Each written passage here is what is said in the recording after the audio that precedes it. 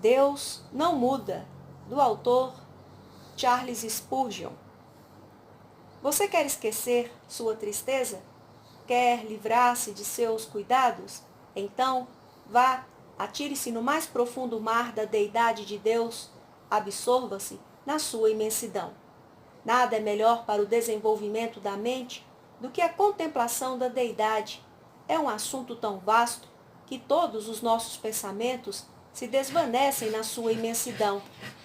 Tão profundo que nosso orgulho desaparece na sua infinitude.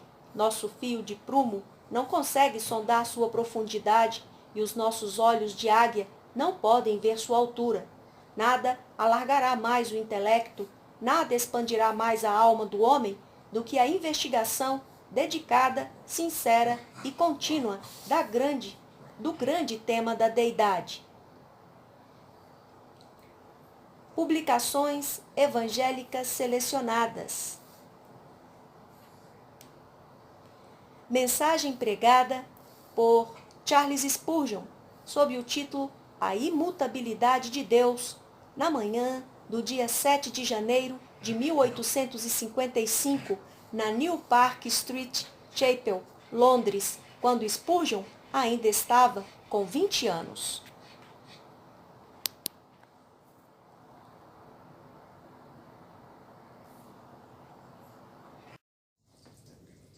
Porque eu, o Senhor, não mudo.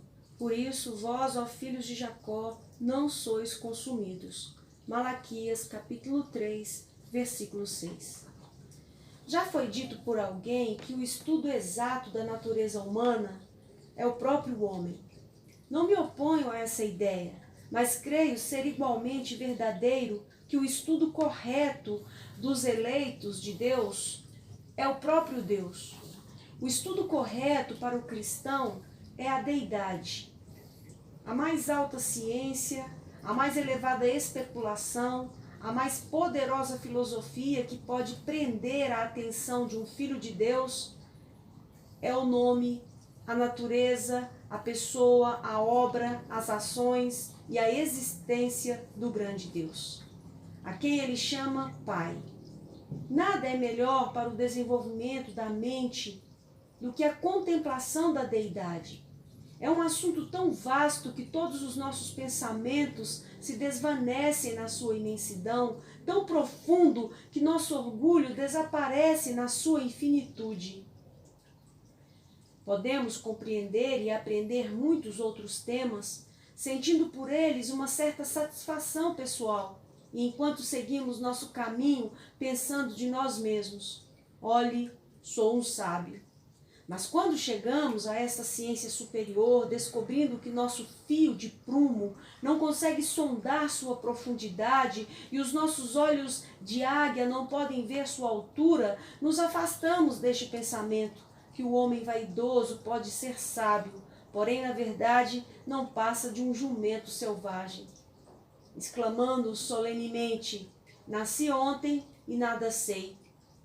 Nenhum tema contemplativo tende a humilhar mais a mente do que os pensamentos sobre Deus. Seremos obrigados a sentir: grande Deus, quão infinito és tu, quão desprezíveis vermes somos nós. Contudo, ao mesmo tempo em que este assunto humilha a mente, ele também a expande. Aquele que pensa com frequência em Deus terá a mente mais aberta do que alguém que apenas caminha penosamente por esse diminuto globo. Ele pode ser um naturalista, orgulhando-se de sua habilidade em dissecar um besouro, estudar uma mosca ou classificar insetos e animais em categorias com nomes difíceis. Ele pode ser um paleontólogo capaz de discursar sobre dinossauros e todos os tipos de animais extintos. Pode ainda imaginar que sua ciência, seja qual for, enobrece e expande sua mente. Acho provável que isso aconteça, mas acima de tudo, o mais excelente estudo para expandir a alma é a ciência de Cristo, e este crucificado. 1 Coríntios capítulo 2, versículo 2. como também o conhecimento da Deidade na gloriosa Trindade. Nada alargará mais o intelecto, nada expandirá mais a alma do homem do que a investigação dedicada, sincera e contínua do grande tema da Deidade. Ao mesmo tempo em que humilha e expande, este assunto é eminentemente consolador. Na contemplação de Cristo, há consolo para todas as tristezas. Na meditação sobre o Pai, há descanso para toda dor. Na influência do Espírito Santo, alívio para todas as mágoas. Você quer esquecer sua tristeza? Quer livrar-se de seus cuidados? Então vá, atire-se no mais profundo mar da Deidade de Deus, observa-se na sua imensidão e sairá dele como que descansado no sofá, tendo se refrescado e revigorado. Não conheço coisa que mais possa confortar a alma, acalmar as ondas da tristeza e da mágoa, pacificar os ventos da provação, do que uma meditação piedosa a respeito da Deidade. É para esse assunto que chama a atenção de todos nesta manhã. Apresentarei a vocês uma visão disso, o que é a imutabilidade do glorioso Jeová. Eu sou, diz o texto, Jeová. Assim é que deveria ser traduzido. Eu sou Jeová e não mudo. Por isso vós, ó filhos de Jacó, não sois consumidos. Há 3 coisas que quero salientar nessa manhã. Em primeiro lugar, um Deus imutável. Em segundo lugar, as pessoas que deste atributo glorioso derivam algum benefício, os filhos de Jacó. E em terceiro lugar, o benefício que eles recebem não são consumidos. Examinaremos esses 3 pontos.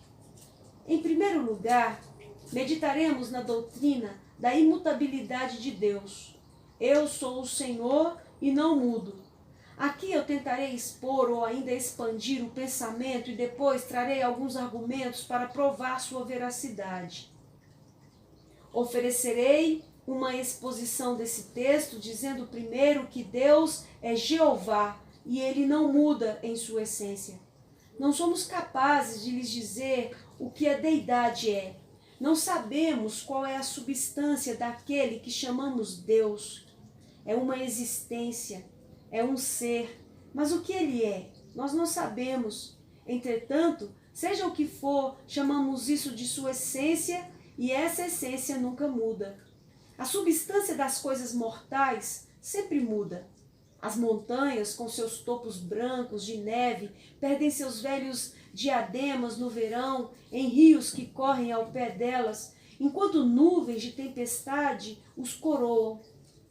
O oceano, com suas poderosas marés, perde sua água quando os raios de sol beijam as ondas e as arrebatam em evaporação para o céu. Até mesmo o sol necessita de combustível novo da mão do infinito todo-poderoso para encher o seu eterno forno ardente. Todas as criaturas mudam. O homem, especialmente em seu corpo, está sempre sofrendo revolução. Muito provavelmente não existe uma única partícula em meu corpo que esteve nele alguns anos atrás. Este corpo tem sido gasto pela atividade, seus átomos têm sido removidos através da fricção, partículas novas de matéria têm nesse interim constantemente se acumulado em meu corpo e assim tem sido reabastecido, mas sua substância é alterada. O material do qual este mundo é feito está em decadência. Como um fluxo de água, as gotas estão caindo e outras vindo atrás, ainda que mantendo o rio cheio, porém sempre mudando os seus elementos. Contudo, Deus é perpetuamente o mesmo. Ele não é composto de qualquer substância ou matéria, mas é espírito, puro, essencial e etéreo espírito, e por isso é imutável. Ele permanece para sempre o mesmo. Não há nenhuma ruga em sua eterna testa, nenhuma época o paralisou, nenhum ano o marcou com recordações passageiras. Ele vê as eras passarem, mas com ele está sempre o agora. Ele é o grande eu sou, o grande imutável. Lembre-se, a essência dele não sofreu nenhuma mudança quando se tornou unido com a natureza humana. Quando Cristo outrora cingiu-se com barro mortal, a essência da deidade dele não foi mudada. A carne não se tornou Deus, nem Deus se tornou carne por uma mudança real de natureza. As duas naturezas estavam unidas, numa união hipostática. Entretanto, a deidade ainda era a mesma. Era a mesma quando ele era um bebê na manjedoura, como quando ele estendeu as cortinas do céu. Era o mesmo Deus que foi pregado na cruz e cujo sangue flui abaixo num rio escarlate. O mesmo Deus que sustenta o mundo com seus eternos ombros e mantém em suas mãos as chaves da morte e do inferno. Ele nunca mudou na sua essência, nem mesmo pela sua encarnação. Ele permanece sempre terno, eternamente, o único Deus imutável, o Pai das luzes, em quem não há mudança nem sombra de variação. Tiago, capítulo 1, versículo 18. Ele não muda seus atributos.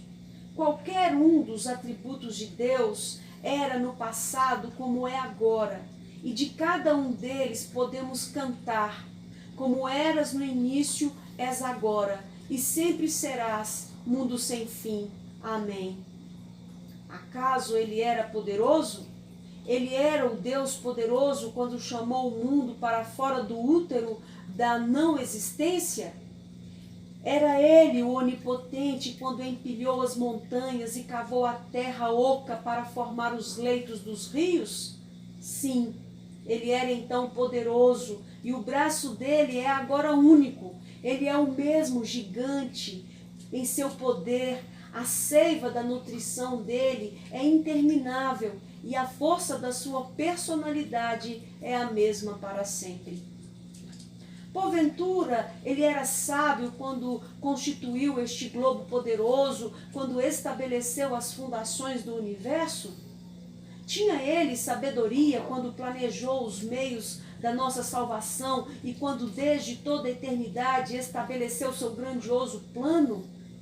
Sim, ele é sábio agora, não é menos hábil, ele não tem menos conhecimento. Os olhos dele que veem todas as coisas não estão embaçados. Seus ouvidos ouvem todos os gritos, suspiros, choros e gemidos do seu povo. Não estão tapados para suas orações. Ele é o mesmo em sua sabedoria. Ele sabe agora tanto quanto antes, nem mais nem menos. Ele tem a mesma capacidade ilimitada e a mesma presciência infinita. Ele permanece inalterado. Bendito seja o nome dele na sua justiça. Justo e santo ele era no passado. Justo e santo ele é agora. Ele está inalterado na sua verdade. Ele promete e ele realiza. Ele disse isso e isso será feito. Ele não varia na bondade, generosidade e benevolência da sua natureza. Ele não se tornou um tirano todo-poderoso, ao passo que era uma vez um pai todo-poderoso, mas seu forte amor permanece como uma rocha, impassível pelos furacões da nossa iniquidade. E bendito seja o seu precioso nome. Ele nunca mudou no seu amor.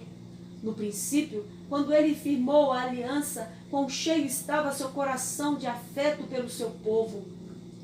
Ele sabia que o seu filho teria que morrer para ratificar os artigos daquele acordo. Ele sabia muito bem que tinha de dar o seu melhor pelos amados de suas entranhas e o enviou à terra para derramar seu sangue e morrer. Ele não vacilou em ratificar aquela poderosa aliança, nem evitou seu cumprimento.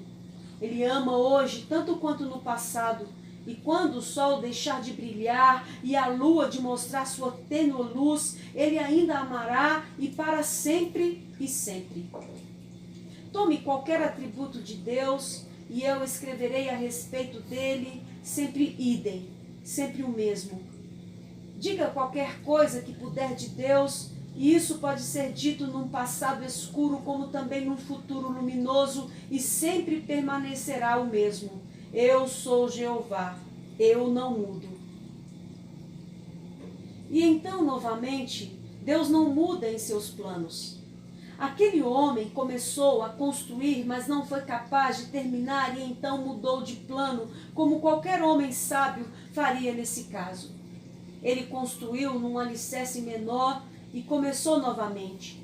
Contudo, teria dito sobre Deus que ele começou a construir e não pôde terminar? Não.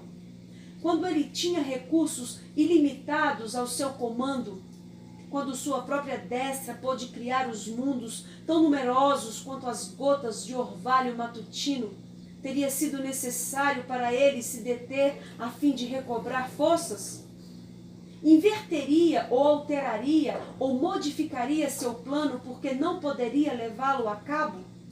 Mas, dizem alguns, talvez Deus nunca tivesse um plano. Então, o Senhor pensa que Deus é mais tolo que você? Você trabalharia sem um plano? Não, diria você. Eu sempre tenho um esquema. Deus também tem. Qualquer homem tem seus planos. E Deus tem um plano também. Deus é um arquiteto todo sábio. Ele organizou tudo em seu imenso intelecto bem antes de realizá-lo e, tendo estabelecido de uma vez por todas, tenha certeza, ele nunca alterará isso. Isso será feito, diz ele, e a mão forte do destino marca isso e o faz cumprir. Este é o meu propósito, e isto posto, nem terra ou inferno podem alterá-lo.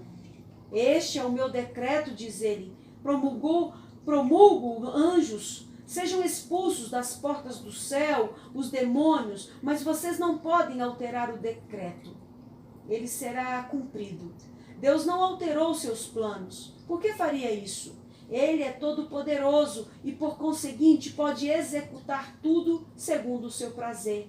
Por que faria isso? Ele é o onisciente e, dessa forma, não poderia ter planejado erradamente. Por que faria isso? Ele é o Deus sempiterno e, sendo assim, não pode morrer antes que seu plano seja realizado. Por que ele deveria mudar? Vocês, átomos desprezíveis de existência efêmeros do dia, rastejantes insetos nesse jardim da existência, vocês podem mudar seus planos, porém ele nunca muda o seu plano.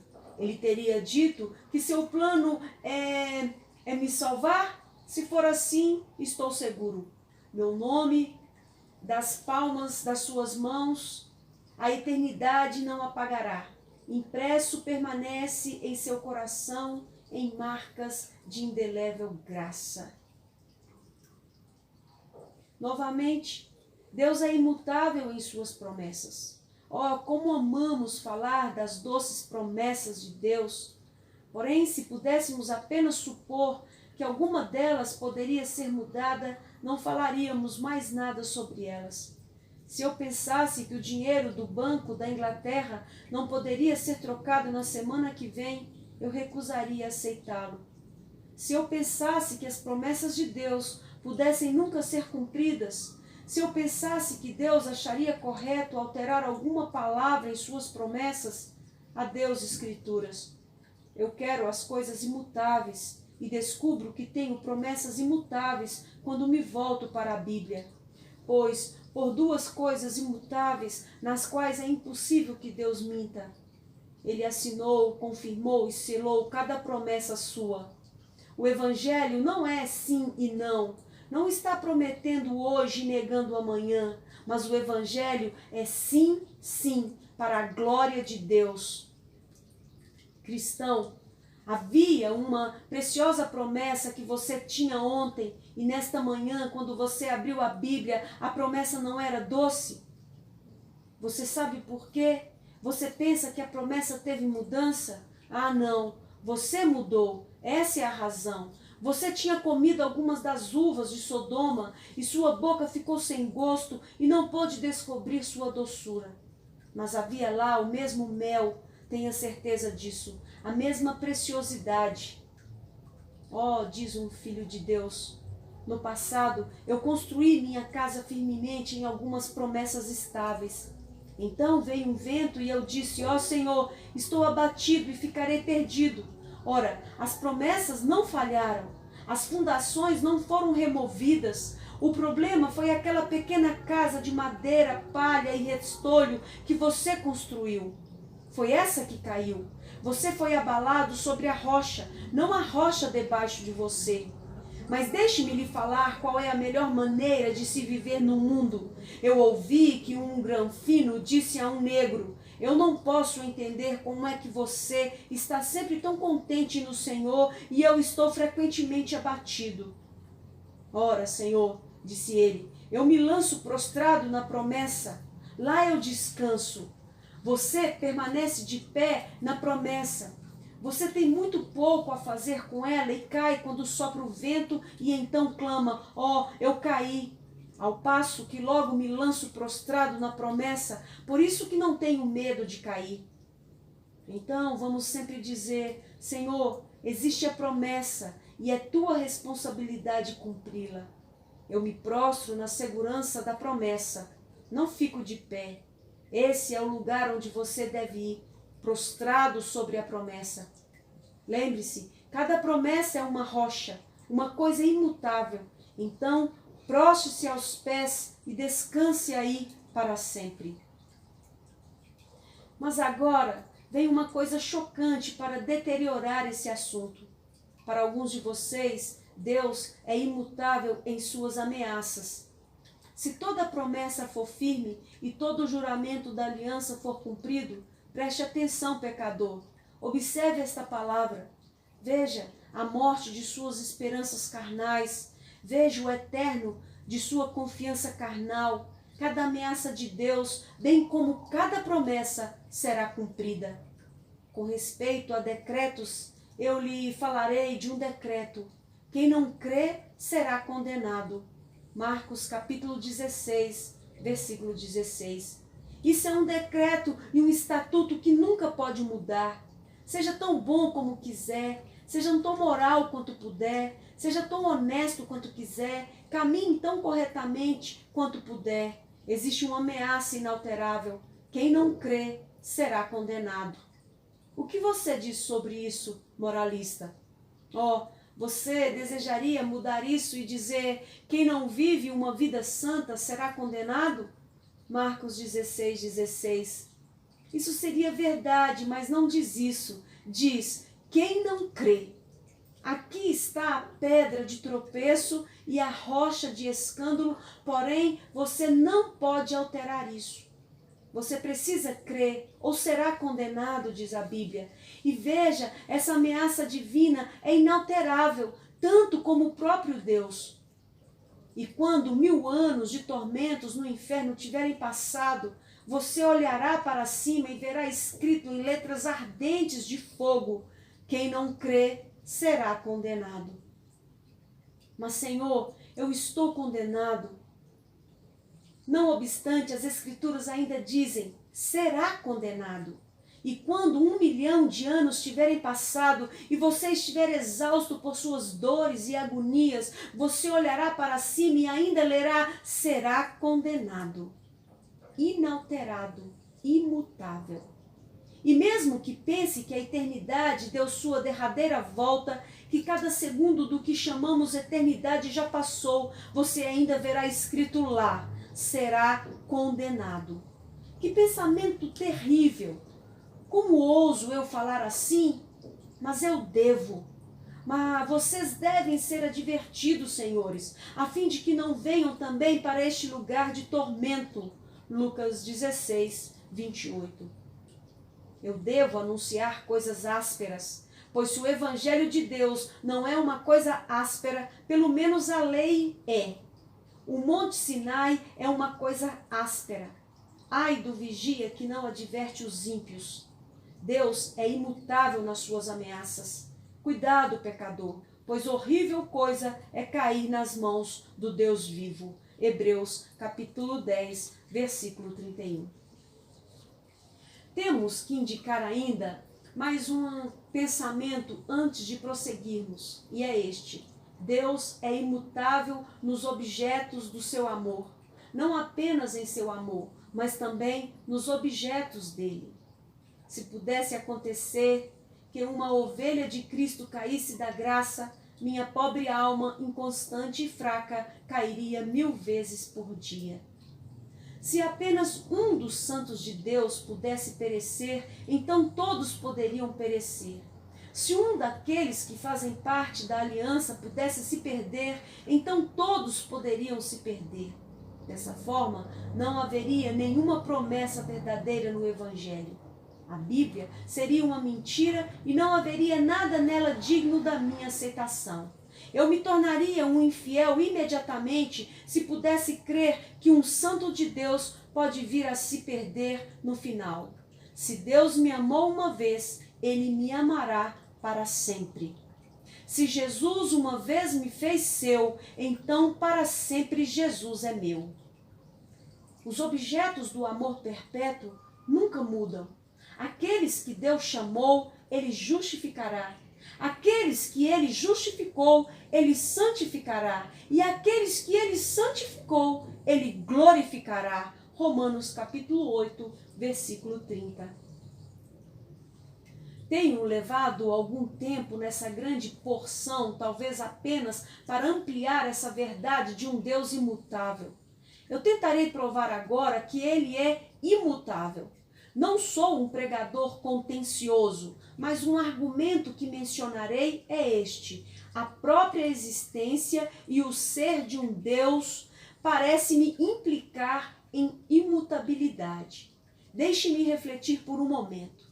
Existe um Deus. Este Deus rege e governa todas as coisas. Este Deus formou o mundo. Ele o sustenta e o mantém. Que tipo de ser é Ele? Parece-me impossível conceber um Deus mutável.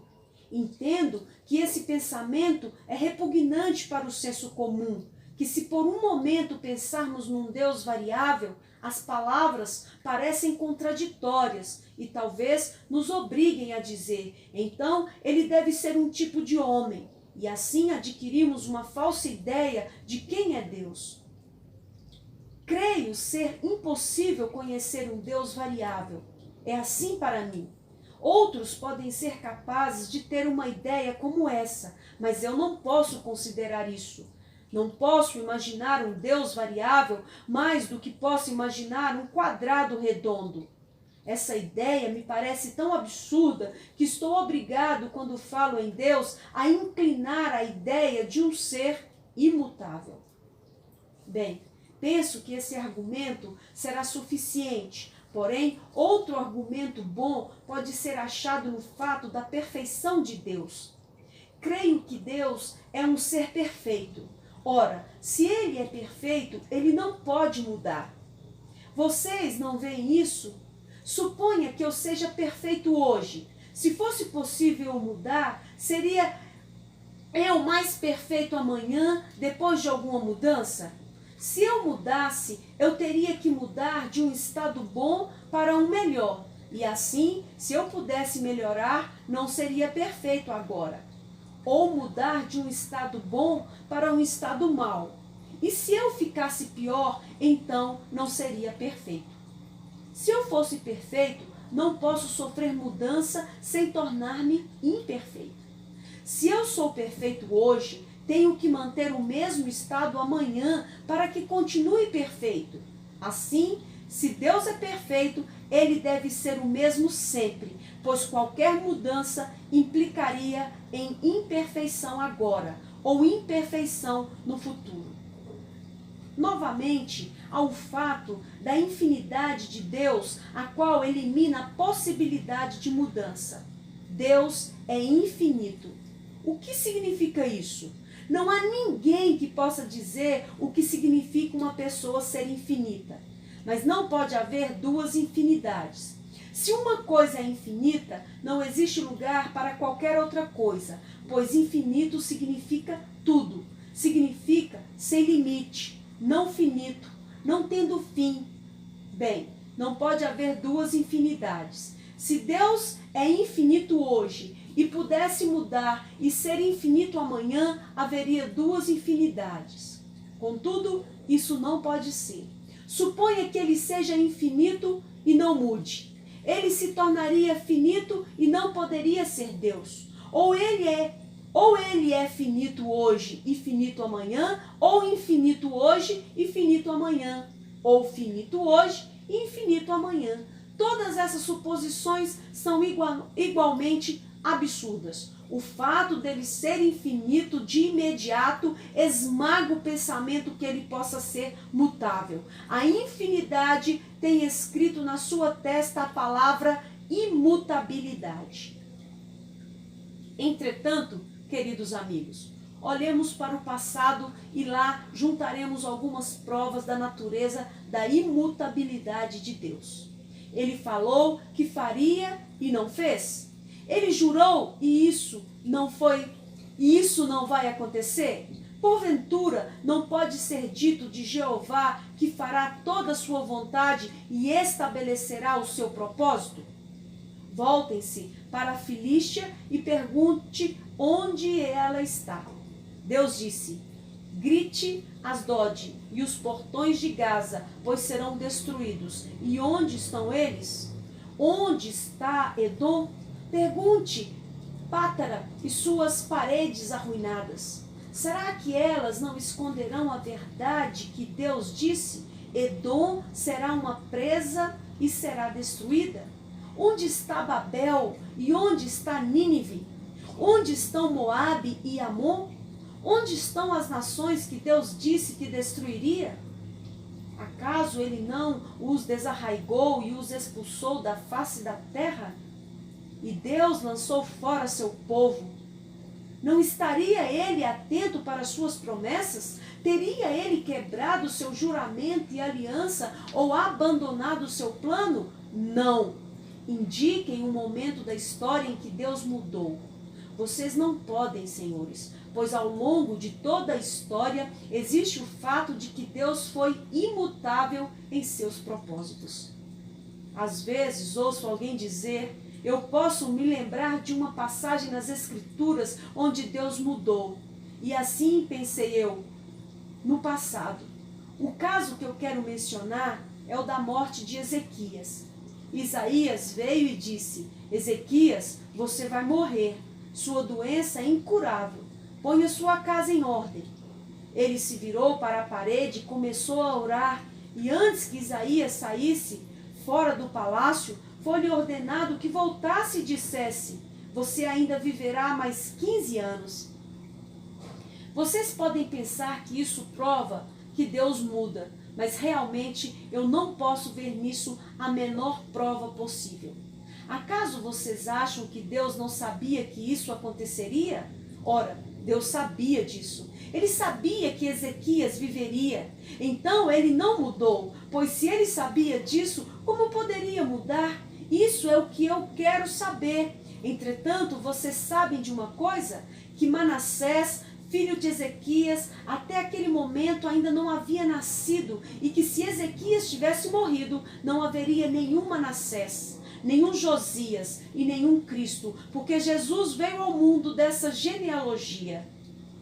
Vocês verão que Manassés tinha 12 anos quando seu pai morreu, de forma que ele nasceu 3 anos depois disso acontecer.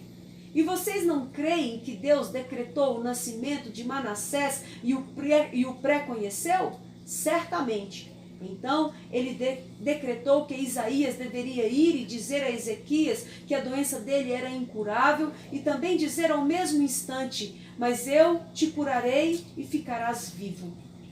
Deus agiu dessa maneira para incitar Ezequias à oração. Ele falou, em primeiro lugar, como um homem.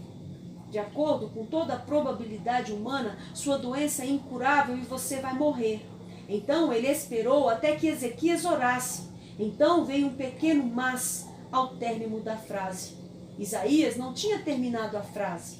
Ele disse: você tem que pôr sua casa em ordem, pois não há nenhuma cura humana. E então ele caminhou para fora. Ezequias orou por um instante e então ele, Isaías, entrou novamente e disse: eu te curarei. Onde consta aí qualquer contradição, exceto no cérebro daqueles que lutam contra o Senhor e desejam fazer dele um ser mutável? Agora, em segundo lugar, deixem-me dizer uma palavra sobre as pessoas para as quais este Deus imutável é um benefício. Porque eu, o Senhor, não mudo, por isso vós, ó filhos de Jacó, não sois consumidos. Pergunto, quem são os filhos de Jacó, que podem regozijar-se perante um Deus imutável? Primeiro, eles são os filhos da eleição de Deus, porque está escrito: amei Jacó, porém me aborreci de Esaú. E ainda não eram gêmeos nascidos, nem tinham praticado o bem ou o mal. Romanos capítulo 9, versículo 11. Estava escrito: o mais velho será servo do mais moço. Os filhos de Jacó são os filhos da eleição de Deus. Aqueles que creem pela graça soberana, seja o destino deles eterno, pela graça e glória que recebem. Os eleitos de Deus são representados aqui pelos filhos de Jacó, aqueles que ele preconheceu e pré-ordenou para a salvação eterna. Pela expressão filhos de Jacó, entenda-se em segundo lugar, pessoas que desfrutam direitos e títulos peculiares. Jacó, vocês sabem, não teve direitos de nascença, porém logo os adquiriu. Ele deu ao seu irmão Esaú um prato de lentilhas e assim ganhou o direito da primogenitura. Eu não justifico os meios, mas ele também obteve a bênção e adquiriu direitos peculiares. Por filhos de Jacó, aqui, entenda-se as pessoas que têm direitos e títulos peculiares. Aqueles que creem, ele dá o direito e poder para se tornarem filhos de Deus. Eles têm interesse no sangue de Cristo, eles têm direito para entrar pelos portões da cidade, eles são intitulados a honras eternas, eles têm uma promessa de glória eterna, eles têm direito de chamar-se os filhos de Deus. Há direitos peculiares e privilégios que pertencem aos filhos de Jacó. Em seguida, vemos que estes filhos de Jacó eram homens de manifestações peculiares. Jacó teve manifestações peculiares do seu Deus e assim ele foi altamente honrado. Uma vez à noite, ele se deitou e dormiu. Ele teve as sebes do campo por cortinas, o céu por teto, uma pedra foi seu travesseiro e a terra sua cama. Então ele teve uma manifestação peculiar. Havia uma escada e ele viu os anjos de Deus subindo e descendo. Ele teve uma manifestação de Cristo Jesus assim como a escada que vai da terra ao céu, de cima a baixo, na qual os anjos vieram nos trazer misericórdias. Assim, tal como a manifestação que teve em Manaim, quando os anjos de Deus o encontraram. E novamente em Peniel, quando ele lutou com Deus e o viu face a face. Essas eram manifestações peculiares. E essa passagem se refere àqueles que, como Jacó, tiveram manifestações peculiares. Ora, quantos de vocês já tiveram manifestações pessoais? Oh, vocês dirão, isso é entusiasmo, isso é fanatismo. Bem, isso é um entusiasmo abençoado. Também, pois, os filhos de Jacó têm tido manifestações peculiares. Os filhos de Jacó têm falado com Deus como o homem falaria com seu amigo. Novamente, eles são pessoas de provações especiais. Ah, pobre Jacó, eu não teria escolhido o quinhão de Jacó se não tivesse a esperança de receber a bênção que ele recebeu, pois difícil foi um quinhão dele. Ele teve que sair da casa de seu pai e ir para a de Labão. E então o velho trapaceiro Labão o enganou todos os anos em que Jacó ficou lá. Enganou enquanto a sua esposa, quanto aos seus salários, quanto aos seus rebanhos, e enganou o tempo todo. Mais tarde teve que fugir para longe de Labão, que o seguiu e o alcançou. Depois disso, Esaú chegou com 400 homens para amedrontá-lo. Então, houve um tempo de oração e depois que lutou, Jacó teve que passar o resto da vida com a coxa deslocada. Contudo, um pouco mais adiante, Raquel, sua amada esposa, morreu. Então, sua filha Diná foi estuprada e seus filhos assassinaram os siquemitas. Depois dessas coisas, o querido José foi vendido e levado ao Egito e sobreveio uma fome muito grande. Então Rúben subiu na sua cama e a profanou. Judá comete incenso com sua própria nora e todos seus filhos se transformam num aborrecimento para ele. No final, Benjamim foi levado embora e o velho Jacó, muito triste, chorou. José já não existe. Simeão não está aqui e agora levareis a Benjamim. Gênesis capítulo 42, versículo 36. Nunca um homem foi mais provado do que Jacó, e tudo por causa do pecado de enganar seu irmão. Por toda a sua vida, Deus o corrigiu, mas acredito que há muitos que podem simpatizar-se com o velho Jacó. Eles tiveram que atravessar provas tais quais as dele. Bem, carregadores de cruz, Deus diz: eu não mudo, por isso vós, ó filhos de Jacó, não sois consumidos. Pobres almas provadas, não são consumidas por causa da natureza inalterável de seu Deus. Meus ouvintes, não fiquem preocupados dizendo penalizados: eu sou um homem que tem visto aflição, pois o homem de dores foi afligido mais que vocês. Jesus realmente era um sofredor. Vocês só veem as orlas do vestiário da aflição. Vocês nunca foram provados como ele. Não entendem o que significa ter problemas. Vocês não sabem o que é beber do cálice da provação. Só tomaram uma ou duas gotas, mas Jesus bebeu até mesmo as borras do cálice. Não temam, diz Deus, eu, o Senhor, não mudo. Por isso, vós, filhos de Jacó, pessoas de provação, de provações aflitivas, não sois consumidos. Mais um pensamento sobre quem são os filhos de Jacó, pois eu gostaria que descobrissem se vocês mesmos são filhos de Jacó. Eles são pessoas de caráter peculiar, pois ainda que existam algumas coisas sobre o caráter de Jacó que não podemos recomendar, há certas coisas que Deus recomenda. Havia a fé de Jacó, pela qual teve seu nome escrito entre os heróis da fé, que não obtiveram as promessas na terra, mas certamente as obterão no céu.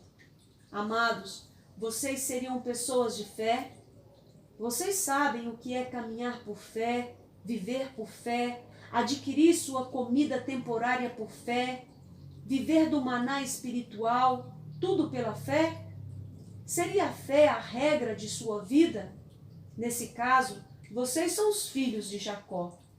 Jacó era um homem de oração, um homem que lutou, gemeu e suplicou. Pode haver alguma pessoa por aí que ainda não orou nesta manhã antes de ter entrado na casa de Deus. Ah, pobre incrédulo, você não ora? Não, diz ele, eu nunca pensei em tal coisa, não oro faz muitos anos. Bem, espero que você possa fazer isso antes de morrer. Viva e morra sem oração e você terá muito tempo para orar quando estiver no inferno. Há uma mulher, ela não orou nesta manhã. Ela estava tão ocupada enviando seus filhos para a escola dominical que não tinha tempo para orar. Sem tempo para orar? Teve tempo para se vestir? Há tempo para todo o propósito debaixo do céu. E se você tivesse desejado orar, teria orado. Os filhos de Deus não podem viver sem oração. Eles são os Jacós lutadores. São homens em quem o Espírito Santo opera de tal maneira que eles não podem viver sem oração mais do que eu posso viver sem respirar. Eles têm que orar. Senhores, se vocês estão vivendo sem oração, estão vivendo sem Cristo. E morrendo nessa condição, sua porção será o lago que arde com fogo. Que Deus os redima, que Deus os salve disso. Mas vocês que são os filhos de Jacó, animem-se, pois Deus é imutável. Em terceiro lugar, e posso dizer apenas umas palavras a respeito deste último tópico, o benefício que esses filhos de Jacó recebem de um Deus imutável. Por isso, vós, ó filhos de Jacó, não sois consumidos. Consumidos? Como? Como podem os homens ser consumidos? Há duas maneiras. Poderíamos ter sido consumidos no inferno. Se Deus fosse um Deus mutável, os filhos de Jacó que estão aqui nesta manhã poderiam ter sido consumidos no inferno. Se não fosse o imutável amor de Deus, eu teria sido como feixe de lenha no fogo. Contudo, há um modo de ser consumido neste mundo. Há a possibilidade de ser condenado mesmo antes de morrer. Já está condenado. É possível estar vivo e ao mesmo tempo estar completamente morto. Poderíamos ter ficado com nossos próprios planos e daí onde estaríamos agora? Divertindo-se como bêbado, blasfemando contra o Deus Todo-Poderoso. Se ele o tivesse deixado, meu amado, se ele tivesse sido um Deus mutável, você seria o mais imundo dos imundos e o mais vil dos vis. Acaso vocês não se lembram de situações nas suas próprias vidas semelhantes a essas que eu senti? Eu fui direto para o ápice do pecado. Algumas fortes tentações amarraram meus braços de forma que eu não pude lutar com elas. Fui empurrado e arrastado como que por um terrível poder satânico para a beira de um precipício terrível. Olhei para baixo até as profundezas do abismo e vi meu destino. Eu tremi na beira da ruína. Eu estava horrorizado, como que com o meu cabelo em pé. Pensei no pecado que eu estava a ponto de cometer, na cova horrível na qual estava prestes a cair. Um braço forte me salvou. Eu dei meia volta e clamei: ó Deus, será que fui para tão próximo do pecado e ainda assim voltei? Poderia ter caminhado diretamente para o fogo e não ter caído como os homens fortes de Nabucodonosor, devorados pelo próprio fogo? Oh, é possível eu estar aqui nesta manhã quando penso nos pecados que cometi e nos crimes que cruzaram meus maus pensamentos? Sim, estou aqui, não consumido, porque o Senhor não muda. Oh, se ele tivesse mudado, seríamos consumidos de uma dúzia de formas diferentes. Se o Senhor tivesse mudado, vocês e eu deveríamos ter sido consumidos por nós mesmos, pois afinal de contas, o Senhor é o pior inimigo que um cristão pode ter. Teríamos sido assassinos de nossas próprias almas. Teríamos preparado copo de veneno para os nossos próprios espíritos, se o Senhor não tivesse sido um Deus imutável e tirado o copo das nossas mãos quando estávamos a ponto de bebê-lo. Então, o próprio Deus deveria ter nos consumido se ele não tivesse sido um Deus imutável. Chamamos Deus de Pai, mas não há um pai nesse mundo que não teria matado todos os seus filhos há muito tempo, caso fosse provocado por eles, ou se tivesse tido metade dos problemas que Deus teve com seu povo. Ele tem a família mais problemática de todo o mundo. Incrédula, ingrata, desobediente, esquecida, rebelde, desviada, murmurante e endurecida. Bem, é porque ele é paciente, senão já teria não só usado a vara, como também a espada contra vários de nós há muito tempo. Devido não haver nenhuma razão para que merecêssemos amor, muito menos existe razão agora. John Newton contava uma história engraçada e ria disso também, de uma boa senhora que disse a respeito da doutrina da eleição: Ah, Senhor, o Senhor deve ter me amado antes que eu nascesse, ou então ele não teria visto nada em mim para amar depois. Estou certo que isso é verdade em meu caso e também com respeito à maioria dos filhos de Deus, pois existe muito pouco para amar neles depois de nascerem, que se ele não estivesse amado antes disso, ele não teria visto razão nenhuma para escolher-os depois. Porém, desde que ele os amou sem terem feito nada, ele ainda continua amando-os sem obras, desde que suas boas obras não lhe despertaram a afeição. Obras más não podem apagar esse fato. Desde que a retidão deles não ligou o amor dele a eles, assim a maldade deles não poderá romper os vínculos dourados. Ele os amou segundo sua graça soberana e ainda os amará. Todavia, deveríamos ter sido consumidos pelo diabo e por nossos inimigos, consumidos pelo mundo, por nossos pecados, por nossas tentações e por outras centenas de modos diferentes, se Deus alguma vez tivesse mudado. Bem, agora o tempo nos é insuficiente e não posso dizer muito mais. Eu abordei este texto apenas superficialmente. Entrego agora a vocês. Que o Senhor possa ajudá-los, os filhos de Jacó, a levarem para casa essa porção de alimento. Digiram-na bem e alimentem-se dela. Que o Espírito Santo aplique docemente essas coisas gloriosas que estão escritas aqui e que vocês possam ter um banquete de coisas saborosas e de vinhos bem refinados. Lembrem-se que Deus é o mesmo, não importa o que aconteça. Seus amigos podem ser infiéis, seus pastores podem ser levados embora, tudo pode mudar. Mas com Deus isso não acontece. Seus irmãos podem mudar e podem lançar seu nome na lama, porém Deus ainda amará vocês. O que hão de vocês na vida pode mudar e suas propriedades podem ser perdidas. Suas vidas podem ser abaladas e vocês podem ficar fracos e doentes. Tudo pode desvanecer. Existe um lugar onde as mudanças não podem colocar suas mãos. Existe um nome no qual a mutabilidade não estará presente. Existe um coração que nunca mudará. É o coração de Deus. Esse nome é amor. Confiem nele. Ele nunca lhes enganará. Ainda que seja difícil acreditarem nele, ele nunca lhes deixará, nem permitirá que se afastem dele.